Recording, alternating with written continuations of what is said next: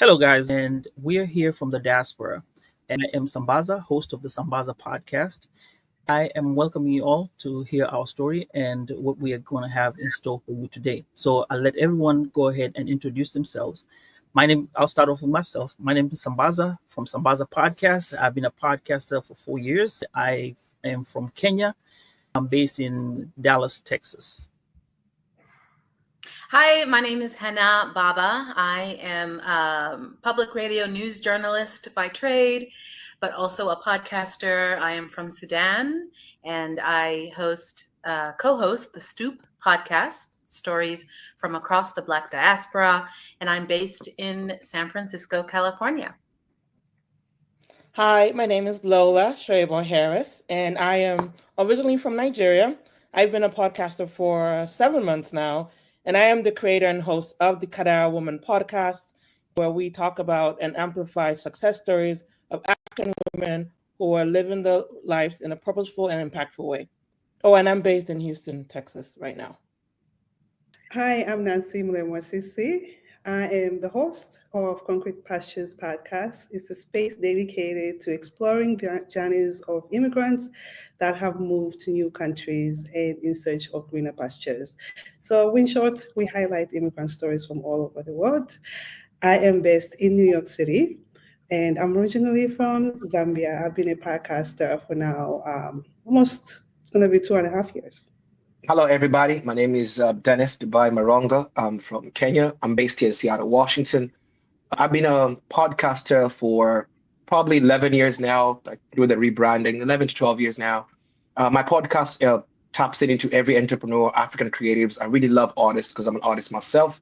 So thought leaders anywhere, all over the world, any race, any culture, but I really focus centrally on African creatives and the changes we can do from the diaspora to the world. And tap in. Thank you. I'm glad to be here. So as you can see, we are all a bunch of diaspora podcasters here today, and we have a lot to talk about. As we know, all the time we love to share our stories out here, and we also like to connect with Africa. So therefore, I want to thank all the organizers of this conference for allowing us to be able to share or break bread with you guys today. Our topic today is going to be the role of diaspora podcasters in shaping the narrative around Africa and around Africans. And we'll jump right into the questions. So, The first question goes to you, Zambaza. So, as a podcaster living outside Africa, how can your platform help change politics in Africa?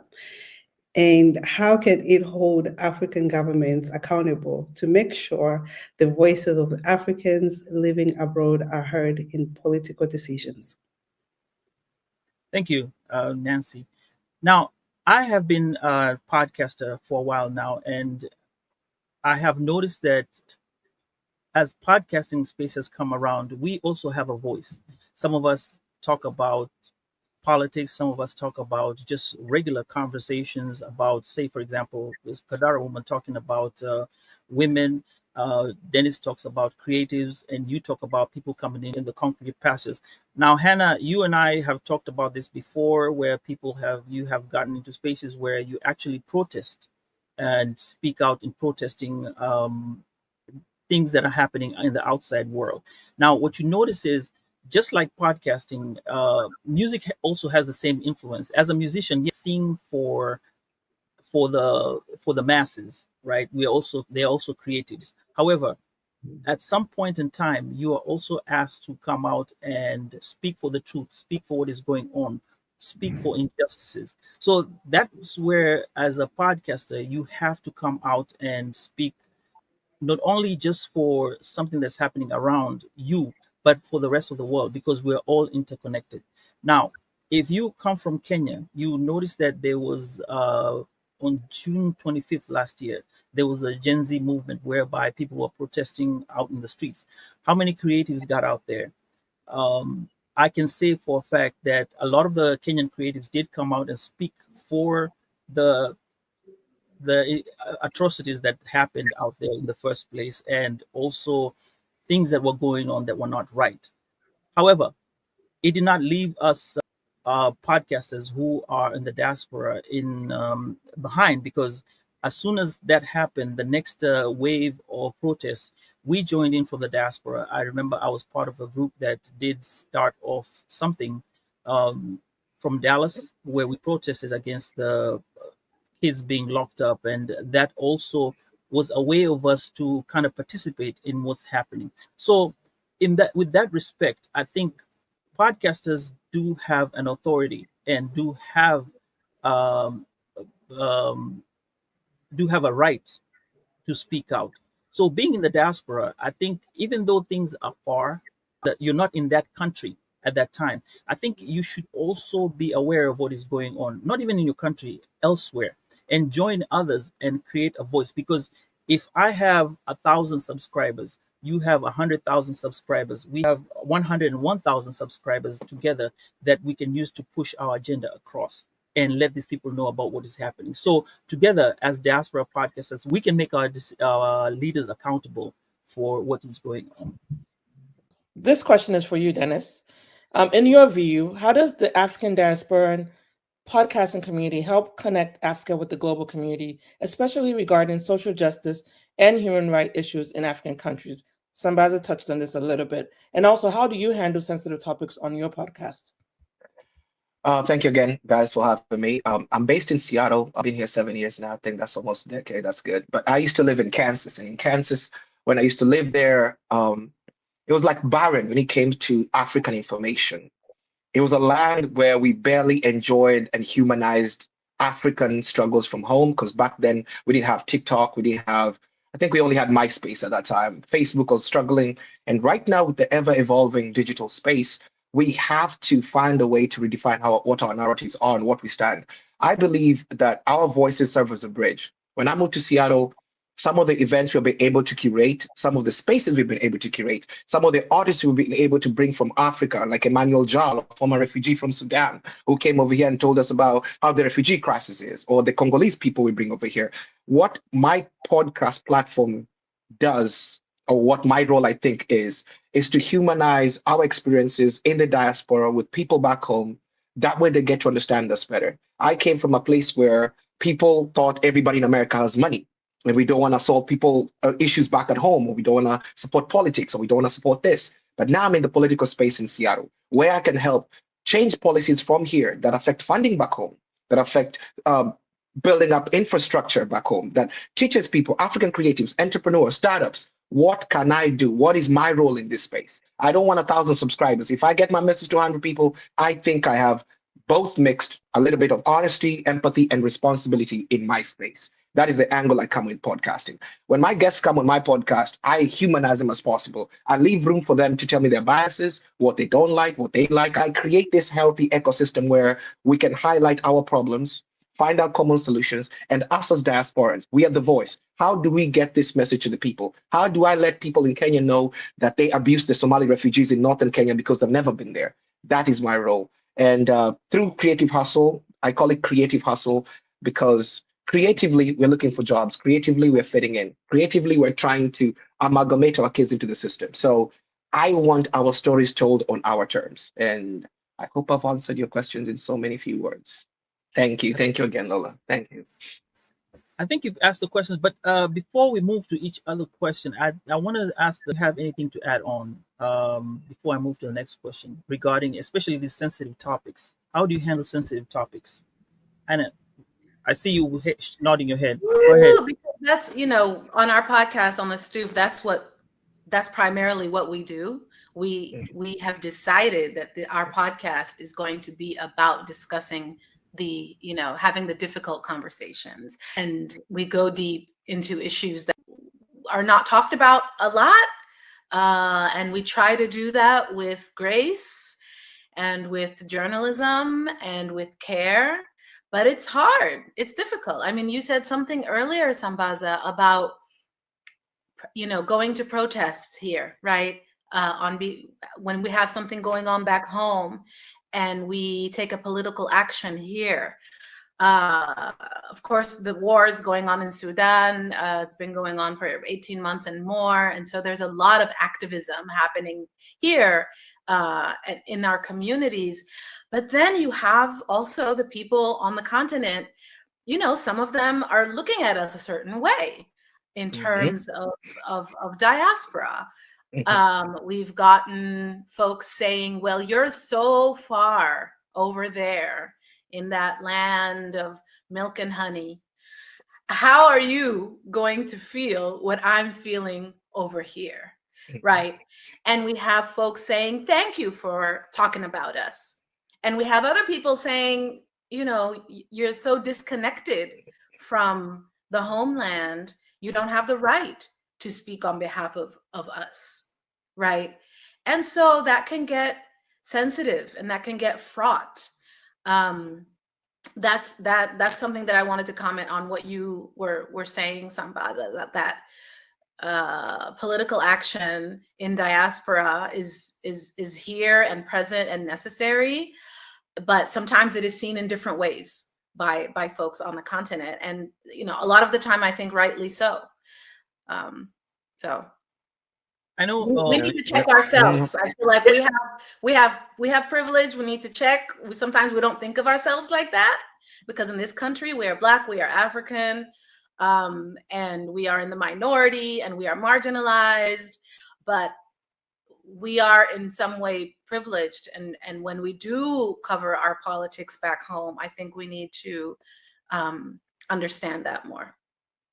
Yeah, I think also when you talk about sensitive stuff, I think I have an experience where when we went to actually that protest, there were homeless people around there, and lo and behold, there was a Kenyan guy who was sitting with us there who was homeless, and I wanted to help out, but it was so sensitive to come out and tell the story of what's happening.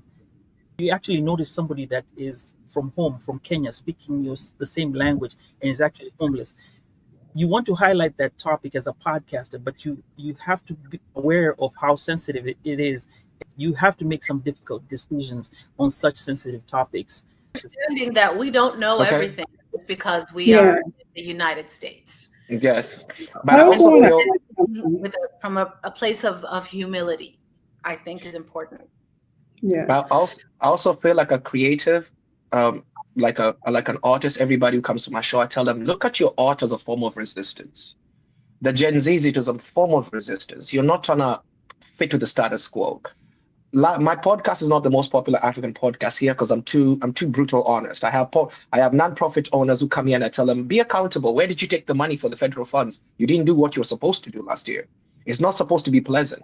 And again, we may not know all the information, but again, Sambaza, I haven't been to Africa in almost 2 decades. So I depend on anybody who has been there to send me information to work with it here. But I can't be punished because the only level of information I get is from Nairobi Gossip and Citizens TV. I am trying to find information. I find information here. If I need to, I go to the library, get the information. But for the longest time, East Africa, the Gen Zs are waking up because they found information.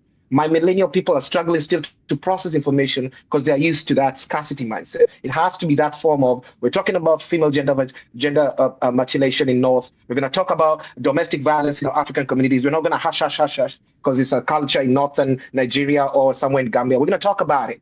Whether you like to hear it or not, this is our position. That is why we have the voice. Otherwise, we're another Nation FM in Uganda, another Citizen FM. We're nothing. There's nothing different. And that's where they want to learn from us as well. Okay, sorry, that's my part. All right. Oh, appreciate that. I also want to add, talking about sensitive conversations, I think Hannah and I, when she came on the platform, I did share with her the season we're in on Concrete Pastures. We're highlighting people who are giving a voice to the voiceless. And this is on the refugee side of things. When I first did an episode for our first refugee on Concrete Pastures, it touched me so hard. Because for me, it came as we are all different types of immigrants, whether you're a refugee and you are in a foreign country, you're not in your home country. And to me, it comes off as you are an immigrant, even though your title is a refugee. And not everybody can come out to say their story, to speak to their truth, because there's so much pain going on. And when someone is talking about them being gang raped, them being, in a hostile place, and it brings light for a lot of people that someone is telling my story on my behalf. And I think we need to continue to have these tough conversations. We shouldn't be afraid to speak about even female mutilation, which is a lot of podcasters have covered it. And I hope we continue to cover those type of difficult conversations. Like when I had Monica on the podcast, she told me some parts in Sudan, South Sudan, only male are allowed to go to school, unlike the females. So all of those type of conversations, I think they need to be highlighted, and that we should not be afraid, because we do have these platforms, and this gives us um, a voice for others, and it's a bridge, really. It's a bridge. Right.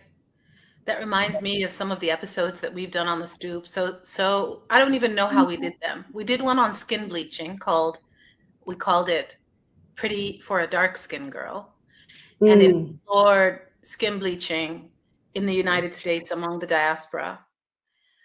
And it was real, and it was sensitive, and it was very, eye-opening, and I think it was an important thing to explore. We also did one on how do Africans feel when African Americans wear African clothing or African Mm, print. mm, Mm. And so it's those kinds of things that, that we deal with in the diaspora. Questions of, we did an episode called Mother Tongue about a girl doing her PhD. She's Ghanaian. She was born and raised in the US and does not speak the language.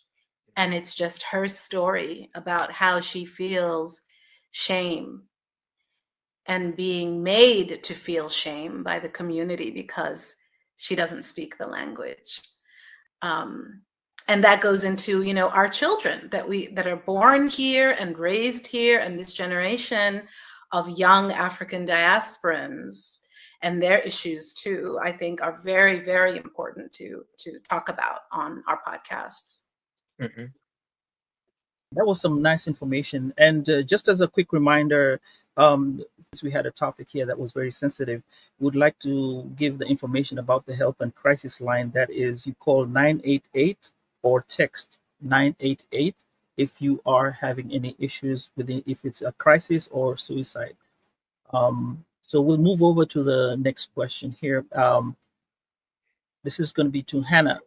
As a podcaster living away from home, and you have been a podcaster for quite a while, um, how do you manage being both an African and a global citizen while talking about how African cultures are shown in the media? How can the how can podcasters from diaspora fight stereotypes about African traditions and history? This is a Mm, tough mm. That's a lot. I'll try to not do, not do this for too long, but living in diaspora is like walking this tightrope, right? You're deeply rooted in home, your languages, your traditions, the scents, the food, your music, but at the same time, you're moving through this world that often sees Africa through this narrow lens. And podcasting is an incredible way to bridge that gap, I think. We're not just telling stories about Africa, we're telling stories from an African perspective, right? Even from thousands of miles away from Africa. And it's about bringing our lived experiences, I think, to the mic and making sure people understand Africa as we know it, not just as it's portrayed in mainstream media here in the West, which is still hugely problematic. I'm a big believer in this thing called cultural diplomacy. And I'm the one, yes, by day, I'm a news journalist at a public radio station here. But the Stoop podcast is where I get to do my cultural, kind of sociocultural stories about being African in this country. And a lot of it, of course, I'm from Sudan. Yes, I've lived here most of my life, but I've lived my formative years, I would call them, in Sudan. So let's see, middle school, high school, university. all of that was in Sudan. So I feel bicultural and bilingual. And I love our cultures and how rich they are. And I've always believed that when a people know your culture, they will care about you more. Then they will follow your news. And we've been dealing with this issue in terms of why aren't our conflicts, our situations, our catastrophes, our humanitarian disasters not getting enough media attention, or not getting as much media attention as other disasters in the world. And not to compare suffering, but it's been very frustrating, for example, for Sudanese around the world to see our suffering, not being covered, right? What's missing here, right? One, a lack of journalists and a lack of podcasters. And this is the gospel I preach. We need more Africans and people of African descent just in media, telling the stories, podcasting. The more of us there are, the better it will be in terms of people understanding who we are from our mouths. And if we're not at the table, and if we're not in the newsroom, then somebody else is writing that story for us. So how can we keep complaining? That's my bottom line. I'm very serious about this issue. I'm like Dennis in this issue. I'm like, this is where I get really pumped up. We can't keep complaining about narratives if we're not willing to step up and create those narratives. But in the meantime, I believe as podcasters, as people in media, culture is a great in. It's a great in because people love stories about things they can relate to. And so that is food, that is art, that is parenting, mothering, joy, sadness, death, these common themes that we all live through. Human stories are what I love. And I just wanted to talk about how this works and just share a little bit of what I've been doing. And I just wanted to try to share my screen. Let me see if I can do this. All right, so I'm going to share a screen. And while you're doing that, can you tell us why we have not seen you posting a lot of stuff about your food? Because you used to post a lot of stuff on the food that you cooked. Actually, you just did one the other day. I I've seen did. that. I Yeah. know. Right. I know. So this is like one of the examples, right? The first story I did for NPR was about tamia.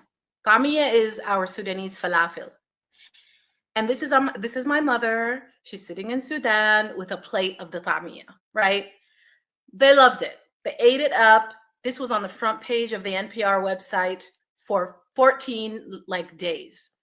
And the editors were telling me that this is the first time we've had a picture of a Sudanese woman on the front page of our website, and it didn't have to do with war or poverty or famine or illness. Then they wanted more, right? They were like, ooh, what else is there? So then I started doing a bunch of stuff, right? Just like music stories. And this was just about a bus tour that we have a Sudanese school every Sunday. We took the kids and the women started singing and drumming on the bus all the way to the museum, and kind of our immersion that we do for our kids. I even did one about just a soda that is very Sudanese. And so through that, next, they started asking about when things started to go, it was 2016, 2017, Trump was here the first time, and it was the Muslim ban and the African S-hole countries and all of that. Who did they turn to? They came to me, right? And so this is when these stories started to show up. Trump's immigration order, right? this revolutionary came to the Bay Area. We got to interview him, right? Then we did the protests, right? And so you can see the interest. I was able to bring interest in our politics and in, what we're thinking about as a diaspora and what's happening in Sudan, all the way over there, right? All of these stories. And it all started, what did it start with? It started with food. And, people love, these days, it's all about African music, and social media is huge nowadays in terms of just amplifying African artists and amplifying African, just like travel spots and all of this. So Africa's story is evolving right now, I think, in real time, thanks to social media and digital platforms. African voices are reaching the world like never before. Our filmmakers are winning global awards, and the tech innovators are making these groundbreaking strides, and musicians are topping the charts. Like Shabuzi is Nigerian, and he's the biggest country singer in the United States. And so things like that. I think that all of this means that it is our time as African podcasters in the diaspora to really benefit from this interest and really kind of dig in, and actually also empower other people to be podcasters. I don't know how many of us there are, but there should be more. Your other question was, what was your other question about? It was about fighting stereotypes, which is Yeah, you mentioned on the food, and you talked about the African traditions. I think you mentioned all that in there, and those slides, I love them. I love those slides. I was going to say, when you talked about food, and I think all of us have guested on each other's podcast here, except for Lola. But if we get into each other's podcasts, the conversations about our countries and foods and the food that is there, I'm a sucker for good food. Don't you think that creates a conversation? I want everybody to join in this part where, when we talk about our food and our African traditions, when you go into each other's podcast, isn't that a learning experience for your listeners as we cross-pollinate our listenership? I mean, if you come to my podcast, we're going to talk about food. We're going to talk about the African traditions. And it's wonderful. Food is great. And it can also be an opening to another conversation. Right. Yeah. And while we're talking about the food, the next thing is, this food reminds me of home. It reminds me of my grandma's house. And, this is what it was like back home, and nostalgia. And that way we can also get into the current events. So I think food, art, music in and of themselves are important, but they're also a gateway, like a sneaky side door to get into bigger things. Yeah. Go ahead. And I was just going to add, I think Dennis touched on this. I think what food does is that it humanizes us, right? And it gives us this common thread to talk about. And, thanks to TikTok and social media, everyone knows about fufu.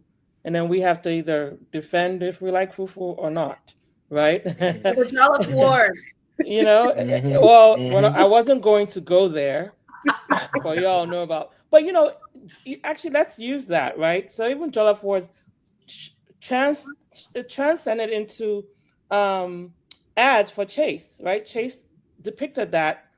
Yes, we probably all had comments about it, but the fact that it moved from just being this online or actually internal conversation between Ghana and Nigeria, then online, you see that on the social media, then to Chase, it opens up these different narratives.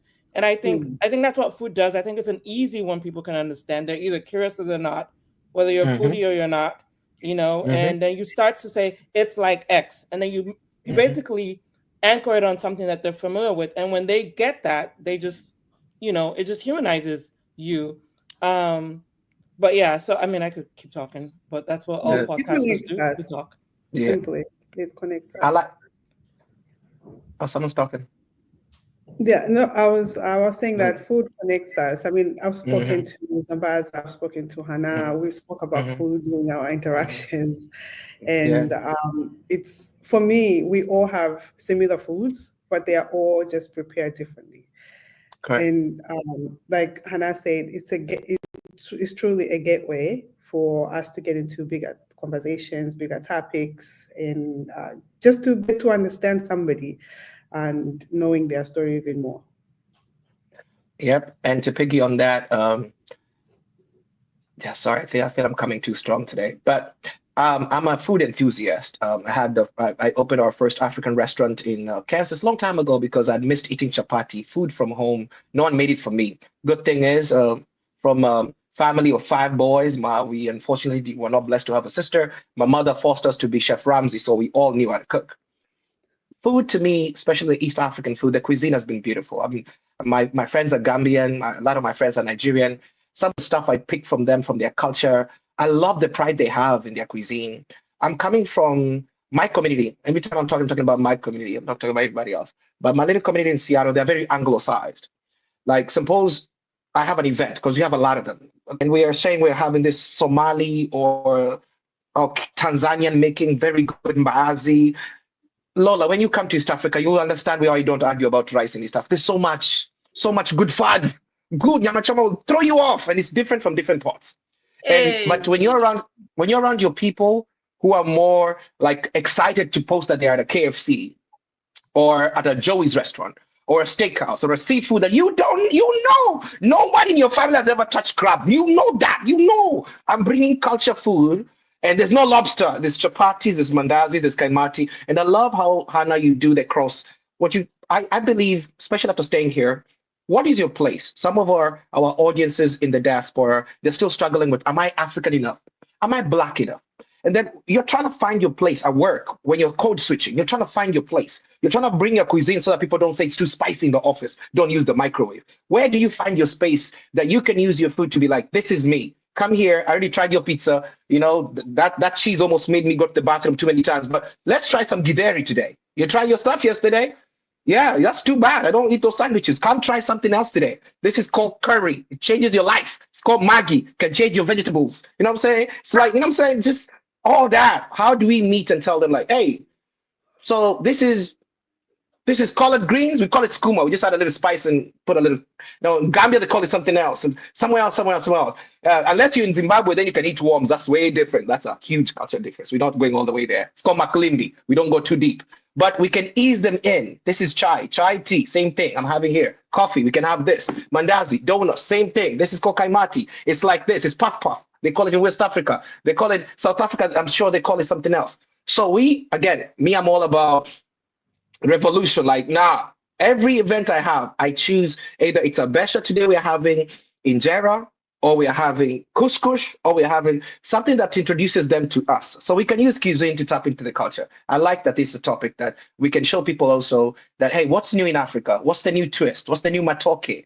What's the new sorghum? Maybe the porridge in Sudan can cure my cold better than this honey and ginger ale that I'm buying from Safeway and Walmart. You know what I'm saying? Like put me on some things that that keep me healthy, my skin. Put me on something. Coconut rice is better than coconut water food. You know what I'm saying? Put me on something. Let me get some bones. What does lamb do? I'll show you where to buy cheap goat. Go to Costco in this place. It's $60 only. The goat is the same. They bleak the same. They look the same. Like just use humor to bring that all entire people together.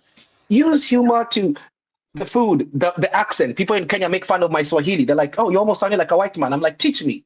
It's a thing. It shows that we are willing to learn.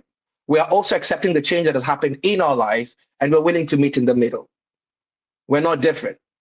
And you Right. Yeah. mentioned mentioning the collard greens, Dubai, reminded me of something really important and unique that we live here as an African diaspora, and that is living with our Black American brothers and sisters and connecting to them. Because we come from Africa and there's already an African population here, right?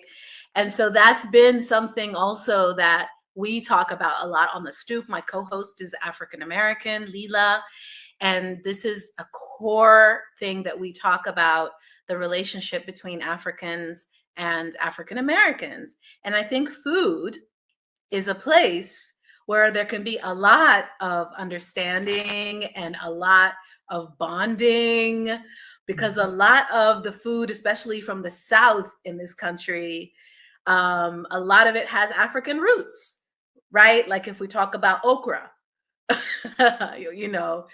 we talk about collard greens. And so, and they love, I think that's such a beautiful moment of togetherness when we come together with our African American brothers and sisters like that. And food is one way to do that for sure. And I think also when we have these cultural events, that can be a way to start off things, like bringing the community together. Dennis, I think you're gonna go next, and this one has a Okay. twist. Lola is gonna bring it from her perspective from Nigeria. Go ahead. All right. All right. Taking the first class flight from Seattle, I'm landing in Lagos, Nigeria, all the way to this lady called the Kadara Woman's Podcast. Her name is Lola Harris. Lola Harris, I have a question for you this afternoon, this evening, where you're listening to us today. How do you balance your identity as an African, as a Nigerian, with being a global citizen when discussing how African cultures are shown in the media? So, with emphasis of you being from the West, I like that. How can podcasters in the diaspora also challenge stereotypes about African traditions and history?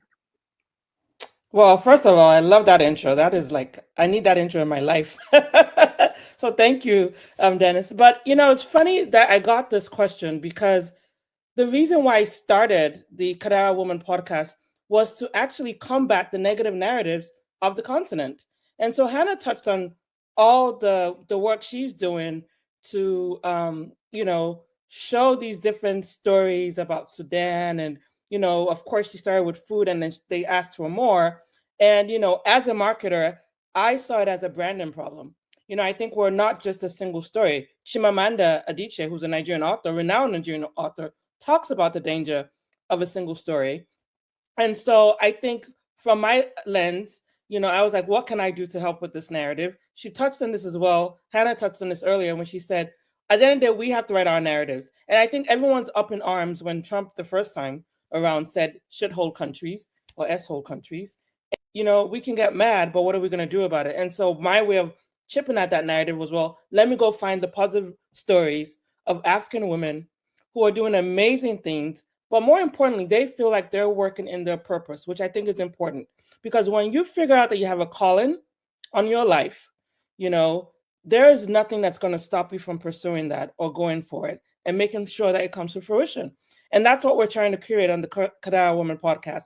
And so, your question about being a global citizen, we had a lady, Favila, who's actually based in London, migrated from Paris. She's Cameroonian by cultural heritage. And she migrated to London, couldn't speak a lick of English, but ended up building the largest European nonprofit dedicated to empowering Black women in technology. Now, if that's not a global citizen at work, and she happens to be African, and that story is not amplified, I don't know what else to tell you, because her journey is telling us that cultural identity is just as important if we're going to be creating global impact across the world. I think another thing that we're trying to do with the Kadara Woman podcast is that we're not just trying to show these exotic, different stories. Yes, we're all of that and a bag of chips and more. But I think there are narratives of ambition. There's narratives of resilience. There's narrative of growth. I think as human beings, we can all relate to that. We can all relate to that mindset shift that happens when you're trying to accomplish something, when you're overcoming doubt, when you're overcoming fear, when you lose momentum. And I think just having narratives of people who go through that and deal with that and figure out a way across the other side, and still they're working through stuff, but they're also doing amazing work. I think that's important. I think that combats the media or the negative media stories. I think we need more positive stories out there. I think that's why podcasters are important. I think African podcasters are even more important because we are more rooted and more vested in telling those stories. And I think back to the question about being a global citizen, I think by all of us showing up in our respective spaces outside of the continent, we're doing that work, right? And that's what we're trying to amplify is all these people across the board are just showing up and being, bad ass. Can I say ass? I'm sorry if I can't. But, badass women And we started with women for a reason, and we can talk about that later, but I thought that was important. The second thing I wanted to talk about was just balanced representation.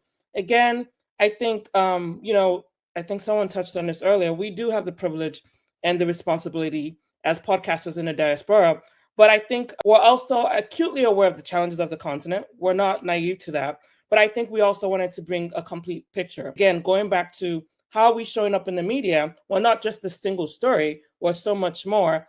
And I think having stories that showcase this is important.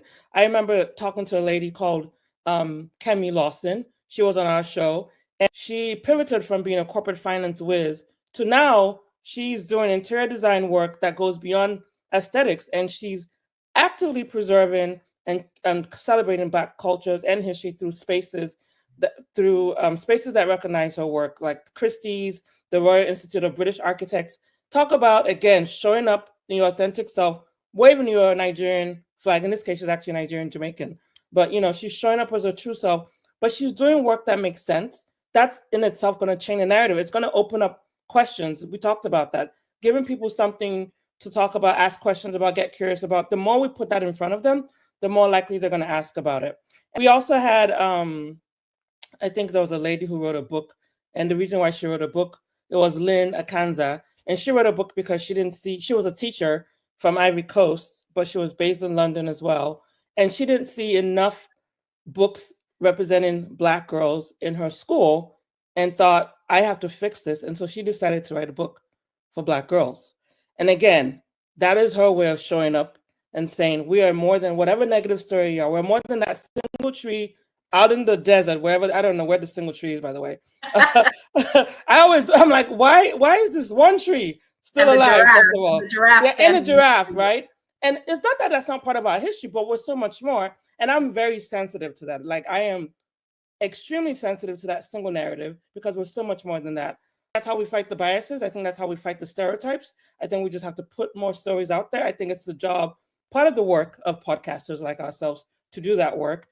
We talked about food being the bridge, but there's music. I mean, look at Tame. She won 2 Grammys.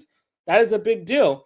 And just her showing up in her own authentic self changes that narrative. We're so much more than what's out there. I could go on and on about this because it's something that made me start my platform, and I just thought it was a way to humanize us and just put a face to the many stories. I want Nancy to jump in because she has a unique podcast, Concrete Pastures. You do talk to different people on your podcast. How do you represent them as global citizens? Everybody has, I want to get back to this, is having a blueprint. Everybody is coming and living their blueprint. And with the stereotype that I've been able to witness is the fact that, especially for people who can speak English, yourself, myself, there was so much stereotype as you can speak English. So having people understand that we actually learn English in our schools. For instance, we talked about boarding school when we both went to boarding school, and what type of education we received, and people are still surprised to those type of stories, and it's shocking. I mean, it's 2025. People are still shocked as to how come we can speak English and how come we have English-speaking schools. Meanwhile, they have other immigrants, let's say from Europe, that barely speak English, and they are surprised that a lot of Africans can speak English. And even though they treat us a bit different, and like somebody with an accent, they let's say I have an accent from Zambia. Somebody who has an accent from, let's say, Europe, it's considered sexy compared to my accent. Yeah, I was going to add something to what she said about the English misconception, right? I think it goes back to what has been portrayed in the media over here, and why is there such a huge disconnect in terms of the Anglophone speaking and the Francophone speaking and every other language on the continent. Here's what I would love to do at some point, and I think what we haven't done enough of, and I think we have an opportunity to do, is showcase the talent of speaking multiple languages. We have a lot of polyglots. I don't know what they call them. The guys who can speak. I mean, Thank you. I watch South African movies and I'm like, are they switching 5 languages in one show? You know, we're switching between Pidgin and maybe our native ethnic language, but they're switching between 5 languages. And you telling me because they can't speak English, they're dumber? No, let me tell you, you only speak maybe Spanish and English. And that Spanish is because it's in school, not because you even thought it out. And that's only depending on what part of the country you are. I'm in Texas. And I say all that to say is then we have to do a better job and just say, no, we are way talented. Well, I'm learning English, and my time to learn English, if it's not my native language, is much shorter than you picking up a second language. And by the way, English is probably my 7th language. And I feel like I wish I could speak 7 languages, but when I watch a lot of South African movies as well. And again, I'm just like, this is amazing. Like, I wish I could switch between all the ethnic languages in my country, and I can't. But, you know, those narratives, those stories have to come out. It's, you know, it's going to be through the work of podcasting because it's an easy entry. But, and so when I get the question, I haven't gotten the English question in a while. I got that in college. I'm just, and I sometimes, depending on the day, you know, you kind of run with them, like, yep, I was swinging from tree to tree. But, you know, just to mess with them. I don't do it now. This is when I was younger. But, you know, I haven't gotten that question. But if I got that question now, I'll be like, what do you watch? What do you expose yourself to? Do you understand what it means to be globally educated now? The world is too small to not know better. There's no excuse today. That's what I'm saying. There's no excuse today for you to be ignorant on basic stuff. Like basic stuff. No. And, you know, I'm going to use Nigeria as an example. Look, we're in the news for everything. Even that alone should just make you Google and be like, what do they speak? How are they getting away with this stuff? How are they able to do the negative stories if they can't speak English? I mean, I'm just saying. Not a great narrative, but the point is we're probably doing stuff because we can speak the language. So, I don't know, connect the dots, work a little. It's not going to hurt to think. And, you know, kind of like Dennis, I can get a little hot when I hear dumb questions. And I think it's up to us to challenge it. Sometimes there's no more caring. We're not indulging caring anymore. We're just going to call you out on that BS when you say it. I'm not holding your hand. There's Google. Talk shit. Google is your friend. Excuse me. Talk to ChatGPT. You can actually talk to ChatGPT and ask it a question before you come to me with that dumbass question. You know? Yes. There's no excuse. We're on these platforms. I'm in the speaking business. I host probably every big show and auctioneering thing in Seattle, every gala. I don't go there. When I moved to Seattle, I saw how my African people were struggling to fit in. Okay. They were placed in certain corners. This is the African store. This is the African city. This is where Africans live. I'm like, what are you guys talking about? I'm like, I'm going to be in everything. When Biden came in Seattle like 5 years ago, and they wanted a host because their host fell sick, they found an African who was ready in 10 minutes at that time. We held the whole show down. 4,000 people were there. This year, at the beginning, we hosted the first African-themed Black Panther musical. First one in Seattle ever. 5,000 people came up there. No one switched up. We have French speakers, Amharic speakers. The way you learned you learned Chinese and Red Note in 1 week. Then you can pronounce Marsabit. You've been playing me. Yeah. Yeah. You learned Chinese in a week? In a week? I've been trying to pick up your accent in 17 years, and you're telling me you couldn't do this? So now my act of rebellion is going into their spaces with my dashiki, with my accent, with my dramas. I know some of us that follows me. I don't play around. We bring chiefs from Africa. This is how we do it. You show up in your authentic self. That's the goal. Yeah. My responsibility is my daughter gotta grow up knowing my dad was not always apologizing. My father was not always looking down. He has a bass, but when he's around some people, he uses the little parrot voice. And no. When you come to Africa, this is what you're going to expect. And the people back at home are looking at me like, okay, my guy is really, why are you not trying to be American? I'm like, I'm American, but this is another version you need to accept. Okay, so my next question is for Nancy. So as a diasporan podcaster, what role do you think podcasts play in educating African youth about their heritage, political rights, and technology? And how do you use your platform to inspire young Africans to shape their country's futures? The podcast is a bridge that bridges the gap between the different cultures that we have, and it provides access to vulnerable information that maybe not be readily available for our tradition and educational systems. Through our storytelling and discussions, Concrete Pastures, we highlight a lot of the important topics on heritage. Everybody who comes, we talk about culture, we talk about their heritage.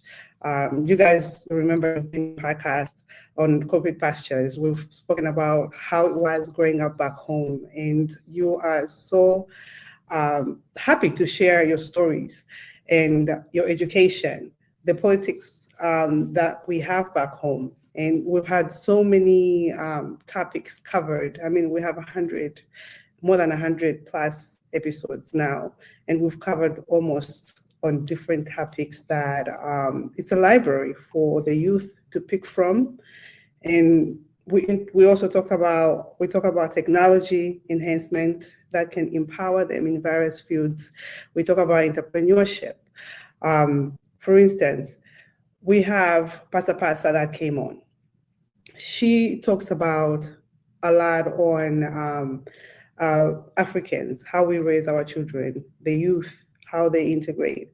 And for our youth back home, they can also learn from our youth here on how challenging it is to grow up in a foreign country, how blessed they are to be sometimes in their own home.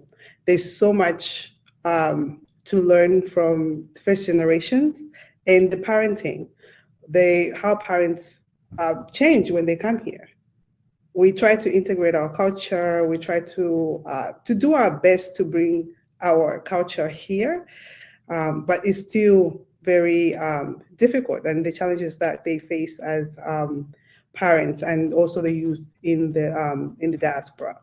So on our platform, we continue to bring inspiring stories to the young Africans we feature stories for individuals that are very successful on the continent, outside the continent, all over the world, addressing like pressing issues like we've already spoken here, affecting their lives, by creating a space where the peers can learn from mentors. So we have a lot of mentors. Like I said, everybody has left their blueprint. So depending on what appetite anybody has, they can find any topic from anywhere where they want to learn from. That's what we continue to bring. And we emphasize on the importance of community. We're releasing an episode of a refugee from Congo. He lives in Uganda now. He's spreading the word through his music. And he has this community where he's created that he teaches entrepreneurship. Instead of just being a refugee, contribute to the country where you are. He lives in Uganda, but he still continues to spread the word as to the suffering that's still in Congo. And while he's in Uganda, he's helping other refugees. Let's do entrepreneurship. Let's contribute to the community where we are, whether it's helping them finding a job. His dad was a journalist in Congo. He died over reporting of kids being used in the mines. From there, he just disappeared.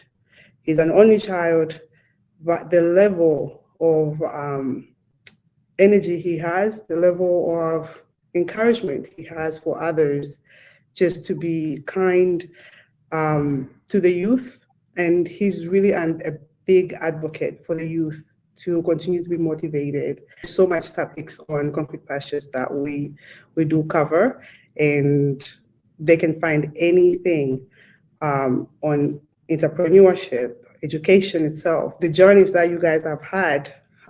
It's a true blueprint, and that's what I think podcast brings to everybody, that whatever blueprint that anybody leaves, any of us can learn from. Awesome.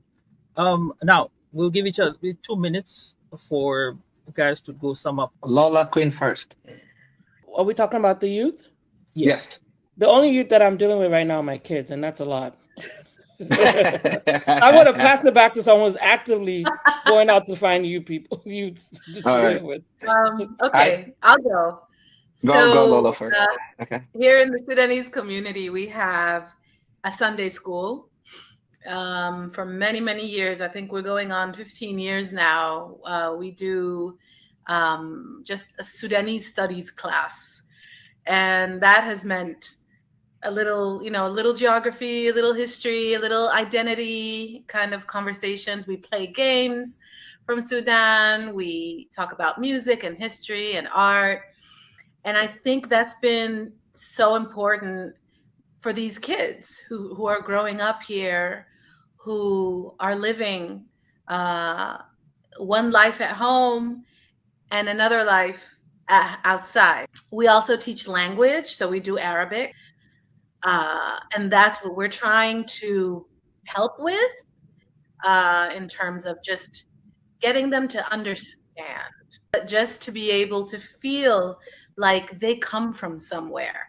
Gonna come back in. I know I passed it on, but as a parent, I think even if you're not doing a youth program, I think just doing it at home and Yes. reemphasizing that yes, you live in a dual identity situation, it doesn't make you any less than who you are. And I think even like I think Dennis talked about this, telling his daughter that I am, I don't want to be apologized. I think that's important. There's nothing to apologize for. You can embrace those sides of you. And that's something we do with our boys. I have two boys, and I tell them in our house this is Nigeria, but when you step out, you're in America. That's right. But over here, there's rules, and so I just want to touch on, for anyone who's listening, you can start small within your own home, but I think just showing up authentically as yourself as an African in the diaspora is already starting that narrative in their head, and they're being proud. They have nothing to be ashamed of. They're equipped with the tools to go back and fight those stereotypes. If anything, they're more special. They have a superpower. But I just wanted to touch on the lens as a parent. Both worlds. Right. Yeah. Go ahead, Dennis. 7 years ago, we began a bunch of programs in Seattle. We have mental health programs, which I work with a lot of women therapists who offer their services for free. I come in more like the rehabilitation vibes, like because a lot of people are coming to Seattle. They're coming as immigrant refugees. So their perspective as youth, what they see and how they perceive America is not the way others are. They keep like fighting for their place in society. They keep fighting for their place in Seattle. And we come in with some of our parents, to be honest, some of their parents, like who are us, have not helped us very much when it comes to like pouring into these kids. They are dream killers. Like there are people here we're seeing all over from Thames, what Hannah mentioned, Burna Boy. These are not what our parents positioned us to do. They didn't curate us to do this. They wanted us to work 9 to 5. Me and my mom are still arguing till today. She doesn't know why I have so many apps. She just thinks WhatsApp should be fixing the world problems. We need to come in with new solutions. Modern things need modern solutions. You need to know their lingo, how they process stuff. Maybe to you, you came from a generation where when kids wear earrings, they'll never be hired as a doctor. But these new kids, they have new things. They have new way of perceiving stuff. We have to come in and willing to learn. We can't be our parents. I literally told my best friend today, you're literally becoming my mother. You're sending me memes of sadness only. You're not sending me anything progressive about Africa. You're doing exactly what you used to complain about a few days ago, 4 years ago. So it's up to us. I'm always around youth. I'm blessed to always work with them. They're always contributing. And I do college tours. We're going to Seattle U. Went back to college. Thank you, Anna, again, and Sambaza for pushing me to go back to college. I went to college last year. So I'm part of the BSU here at University of Washington. Like I'm tapping into these kids. I'm writing a book. I want to connect with the stories. And the biggest one to me was my parents never spoke. I found out a lot of things about my father later on in life. I found out so many things about my mother, which would have made me admire them more later on in life.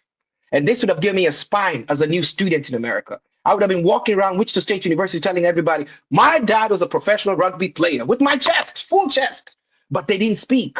And then you have these kids, you're raising them in a docile environment where they get into this 9 to 5 jobs where they can't defend themselves. They are overworked. They don't know how to process feedback. No, it's up to us to build those spines, to build that system. When they come into a place, people are like, okay, well, you can't come to my country and do that. If I can do it in your country, you can't do it in mine.